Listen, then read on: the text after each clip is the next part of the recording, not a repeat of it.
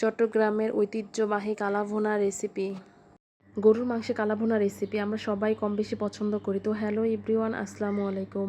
কেমন আছেন সবাই? আশা করি সবাই ভালো আছেন। আজকে আমি আপনাদের সাথে শেয়ার করব কালাভুনা রেসিপি। তো আশা করি সবার ভালো লাগবে। রাঁধুনি রেডিমিক্স কালাভুনা মশলা দিয়ে আজকে আমি কালাভুনা রেসিপিটি তৈরি করব। কালাভুনার মশলার মধ্যে দুটি প্যাকেট থাকবে, একটি হচ্ছে বড় প্যাকেট আর একটি হচ্ছে ছোট প্যাকেট। তো বড় প্যাকেটের পুরো মশলাটাই আমি মাংসের মধ্যে দিয়ে দিব।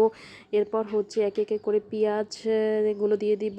এরপর হচ্ছে সরিষার তেলটা অ্যাড করতে হবে। আপনি এখানে কালাভুনার অরিজিনাল টেস্টটা পেতে হলে অবশ্যই সরিষার তেলটা ইউজ করবেন। আর হচ্ছে আমি এখানে পরিমাণ মতো লবণ দিয়ে দিয়েছি। তারপর হচ্ছে এলাচ, দারচিনি, তেজপাতা দিয়ে দিব 1 টেবিল চামচ আদা বাটা আর 1 টেবিল চামচ জিরা বাটা। এরপর সব উপকরণগুলো আমি একসাথে ভালোভাবে মিশিয়ে নিব। এটাকে মিশিয়ে মিনিমাম আধা ঘন্টার মতো আমি রেস্টে রেখে দিব, যাতে মাংসের গায়ে গায়ে মশলাটা ভালোভাবে মিশে যায়। এরপর আমি 30 মিনিট পর এটাকে রান্না করে নেব।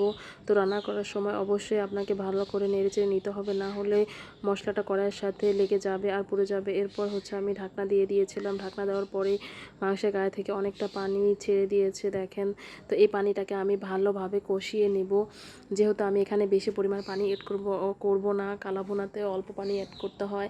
অনেকে হচ্ছে পানি অ্যাড করে না, কিন্তু ওই সময় দেখা যাচ্ছে মাংসটা হচ্ছে শক্ত হয়ে যায়, ভাজা ভাজা হয়ে যায়। এজন্য হচ্ছে আমি কিছুটা পানি অ্যাড করব। তো দেখেন আমার মাংসের পানিটা প্রায় শুকিয়ে গিয়েছে। এখন আমি কিছুটা পরিমাণ মতো গরম পানি ইউজ করব। তো এই তো আমি কিছুটা পানি দিয়ে দিলাম। এরপর এটাকে সুন্দর করে ঢাকনা দিয়ে ঢেকে রান্না করে নেব প্রায় 30 মিনিটের মতো, একদম লো আঁচে, যাতে মাংসটা ভালোভাবে সিদ্ধ হয়ে যায় এই পানিতেই।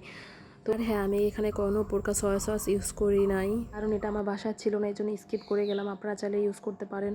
তো কালাভুনা দ্বিতীয় স্টেপ হচ্ছে কালাভুনাটাকে বাগার দেওয়া। অন্য একটি কড়াইতে পরিমাণ মতো সরিষার তেল আর পরিমাণ মতো পেঁয়াজ নিয়ে, তারপর হচ্ছে কিছুটা শুকনো মরিচ নিয়ে আমি এটাকে সুন্দর করে ভেজে নেব।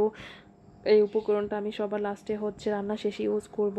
তো এরপর হচ্ছে আমি যে রাঁধুনি মশলা যে আরেকটি প্যাকেট ছিল, সেই প্যাকেটের মশলাটা আমি দিয়ে দিব এই পর্যায়ে, যাতে ফ্লেভারটা ভালো আসে।